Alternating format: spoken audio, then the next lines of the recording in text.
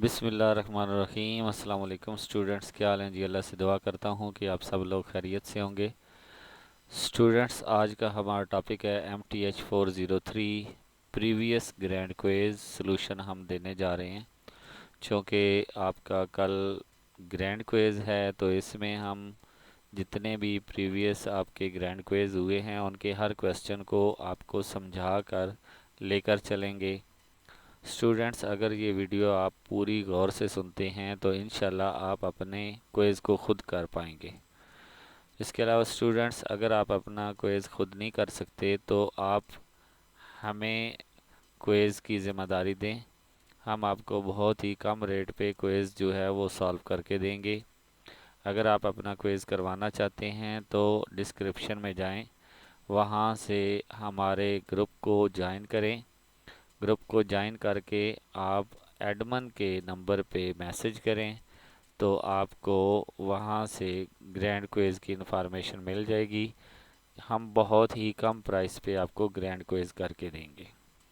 Okay, तो बढ़ते हैं आज के क्वेश्चन की तरफ, आज के टॉपिक की तरफ। तो स्टूडेंट्स, सबसे पहले आपसे रिक्वेस्ट करूंगा कि अगर आपने मेरा चैनल सब्सक्राइब नहीं किया हुआ तो मेरे चैनल को सब्सक्राइब करें और साथ में बेल आइकन को प्रेस करें ताकि मेरी हर आने वाली वीडियो आप तक पहुंच सके। तो बढ़ते हैं आज के टॉपिक की तरफ। फर्स्ट ऑफ ऑल हमारे पास क्वेश्चन है, the set of complex number can be defined as.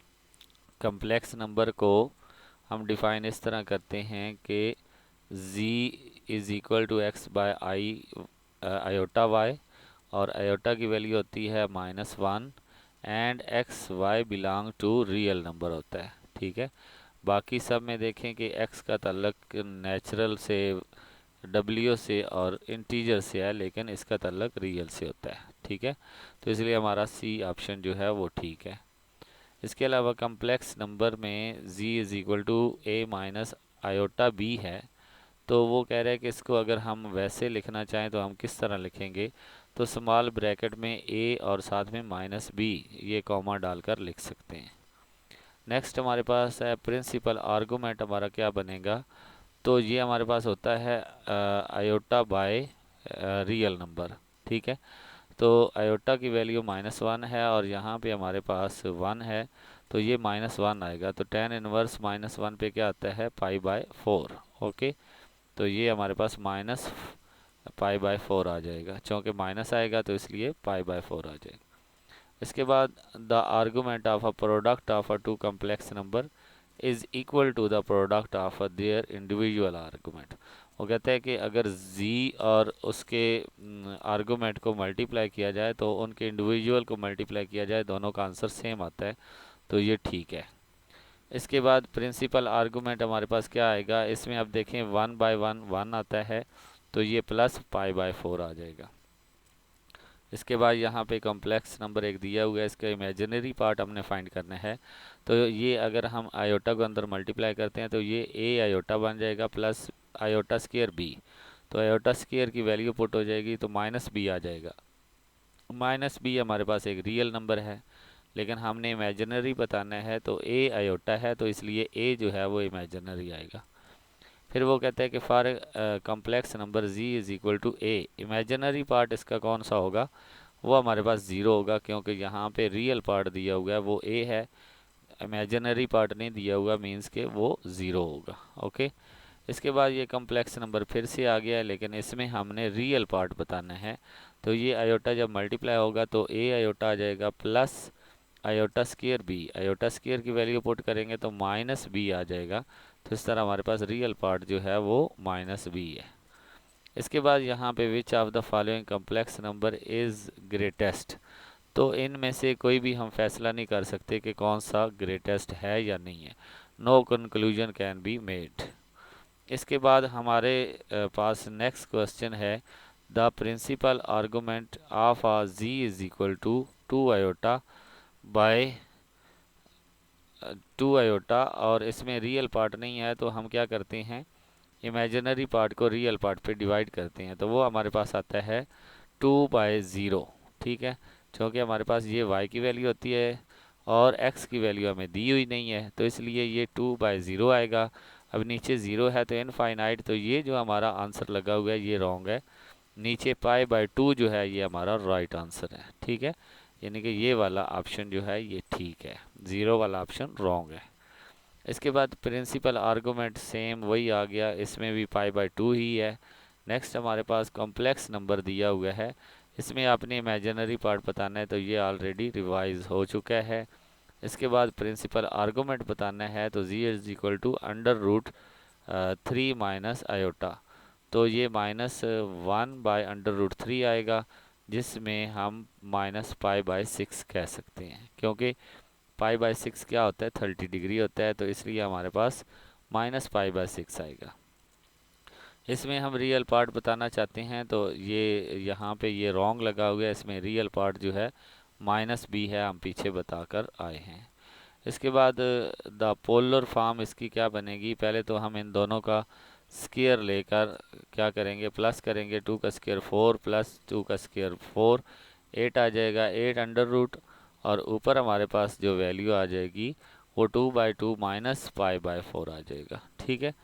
इसके बाद इसमें वो कहता है कि ये हमारे पास ग्रैंड क्विज स्टार्ट हो गया है। पहले हमने सिंपल क्विज जो हैं वो ऐड किए हुए थे।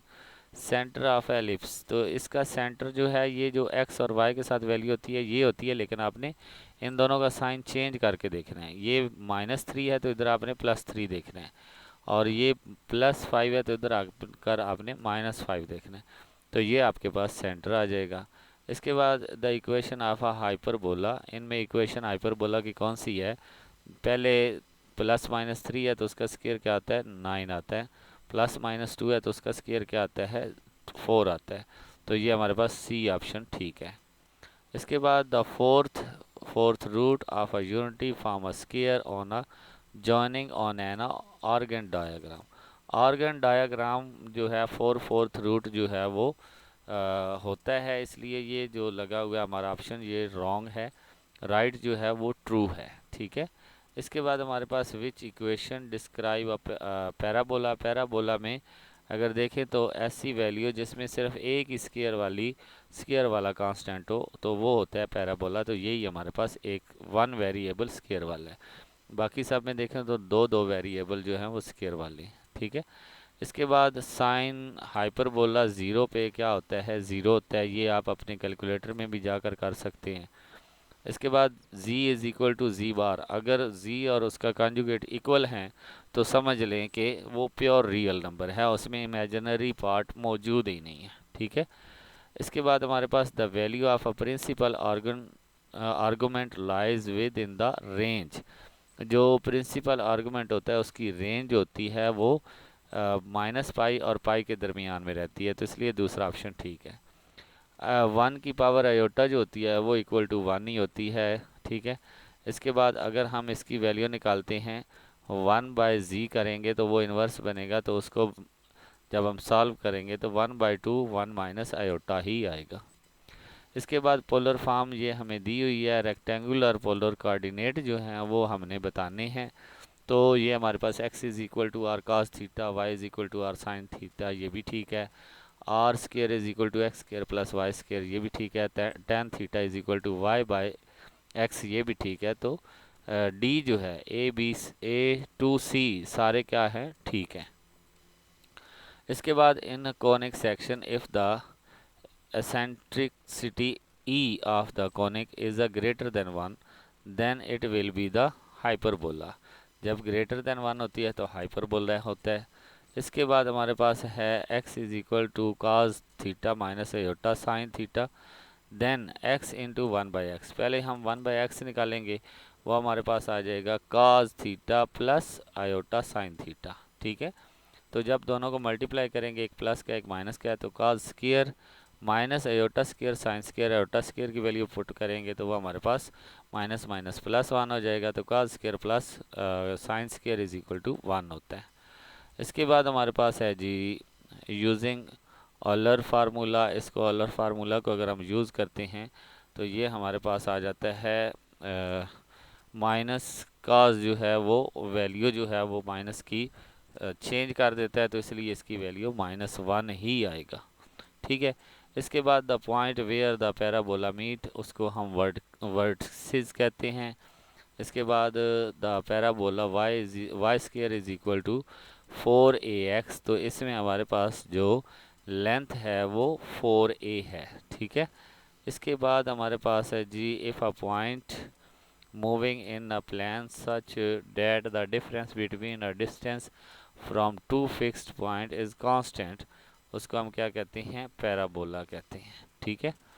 इसके बाद length of a diameter of a circle represent, ये हमें क्या कर रही है जी, इसका डायमीटर हमने देखना है, तो इसका रेडियस अगर 8 कॉमन ले लें तो रेडियस 1 आ जाएगा, 1 को 2 से मल्टीप्लाई करें तो डायमीटर आ जाता है।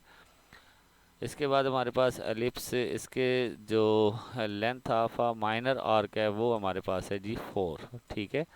इसके बाद ये हमें एलिप्स दी हुई है, इसका सम ऑफ अ डिफरेंस क्या होता है, वो हमेशा 2a होता है, तो यहाँ पे a की वैल्यू हमारे पास 2 है, 2 मल्टीप्लाई 2 4 आ जाएगा, ठीक है। तो इसके बाद हमारे पास ऑलर फार्मूला, ये भी हमारे पास -1 आएगा, पीछे हम इस तरह का कर चुके हैं, लेकिन वहाँ पे माइनस आयोटा पाई था, लेकिन उसका और इसका दोनों का आंसर सेम आता है, ठीक है। इसके बाद हमारे पास जो है De Moivre theorem express power of a sine theta in a series, तो ये हमेशा कोसाइन आता है, ठीक है। इसके बाद ये हमें शिफ्टेड टू लाइंस, तो टू लाइंस यूनिट शिफ्ट कर रहा है लेफ्ट साइड की तरफ 5 अपवर्ड, तो अब हम उनका साइन चेंज करके जो है वो यूज़ करेंगे, क्योंकि अगर लेफ़्ट साइड की तरफ x जा रहा है तो नेगेटिव होगा, तो उसको हम पॉजिटिव चूज़ करेंगे, तो पॉजिटिव एक में ही है। इसके बाद जो अपवर्ड जा रहा है तो वो पॉजिटिव है, तो उसको नेगेटिव देखेंगे, तो यहाँ पे हमारे पास नेगेटिव है, तो ये ऑप्शन है। इसके बाद हमारे पास है जी conic is the ellipsis if h square minus A B is less than 0, अगर लेस देन 0 होगा तो एलिप्स होगा। इसके बाद रेक्टेंगुलर कोऑर्डिनेट जो हैं ये दिए गए हैं, तो आपने बताना है कि जी पोलर कोऑर्डिनेट सेम, तो पोलर कोऑर्डिनेट में हमारे पास आर क्या होगा, हम क्या करेंगे जी यहाँ पे देखें, इसको डिवाइड करेंगे, हमारे पास आ जाएगा जी स्केयर, ठीक है। तो ये आर को आर पे डिवाइड किया तो हमारे पास थीटा की वैल्यू आ गई, ठीक है। और दोनों का स्केयर लेंगे तो हमारे पास क्या आ जाएगा, 6 का स्केयर 36, ठीक है। और फिर 6 का स्केयर 36 मल्टीप्लाई 3, ठीक है। तो ये हमारे पास 144 बनता है, उसका स्केयर रूट लें तो हमारे पास 12 आता है। इसके बाद reflection of a complex number, हमारे पास about real axis is called its conjugate, ये ट्रू है, ठीक है। इसके बाद हमारे पास है जी मॉडुलस जो है वो क्या होगा, तो ये 3 का स्केयर 9, 4 का स्केयर 16, तो उनका स्केयर रूट क्या आएगा, 5 आएगा। Where is the focus of the parabola whose equation is this, तो इसको 4 पे डिवाइड करें तो आपके पास क्या आ जाएगा, 5 और साथ में 0, ठीक है। इसके बाद हमारे पास horizontal straight line X axis is also term as an polar coordinate, polar coordinate में वो क्या कहलाता है, पूल कहलाता है। इसके बाद rectangular coordinate of a polar is equal to 8 square root 8 square root, तो ये हमारे पास 8/8 1 आ जाएगा, theta is equal to tan inverse 1 आएगा। इसके बाद conic is a parabola great equal to 1 आएगा, ठीक है, इक्वल टू 1। इसके बाद principal argument of a z 1 plus iota, तो ये हमारे पास 1/1 45 आता है, तो π/4 आएगा। इसके बाद हमारे पास है जी आर्गूमेंट ऑफ अ प्रोडक्ट, ये ऑलरेडी हम कर चुके हैं, ये ट्रू है, तो ये हमारे पास जो है ये आपका क्विज़ था। इंशाल्लाह अगर आप ये वीडियो पूरी गौर से देखेंगे तो आपका क्विज़ बहुत अच्छे से हो जाएगा। इसके अलावा स्टूडेंट्स अगर आप क्विज़ करवाना चाहते हैं तो हमारे व्हाट्सएप नंबर पे विज़िट करें, बहुत ही कम प्राइस पे हम आपको क्विज़ करके देंगे। ओके स्टूडेंट्स, इंशाल्लाह नेक्स्ट किसी और वीडियो में हाज़िर होंगे, तब तक के लिए इजाज़त दें, अल्लाह हाफिज़।